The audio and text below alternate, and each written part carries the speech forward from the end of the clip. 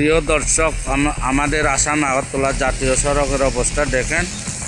ওই একটু আগে একটি গাড়ি অ্যাক্সিডেন্ট হয়েছে। এখানে দেখেন যে গর্তাদি মরণ পাড়ে পরিণত হয়েছে। এই যে আসাম আগরতলা জাতীয় সড়ক পেশারতল টু ফানিসাগর রুটের অবস্থা, কিন্তু প্রশাসনের কোনো হেলদুল নেই ঠিক করার। আসাম আগরতলা জাতীয় সড়কের দশা একটু দেখেন। সর্বত্রই গাড়ি চলাফেরা করতে খুব অসুবিধা। এমন মরণপাত হয়েছে যে কোনো সময় বড় ধরনের ঘটনা হতে পারে।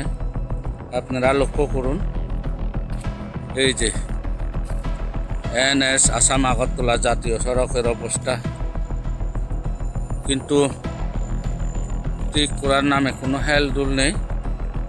এই জায়গাটা হচ্ছে পেশারতল থেকে পানিসাগর যাওয়ার নবীনচূড়া নামক স্থানটি।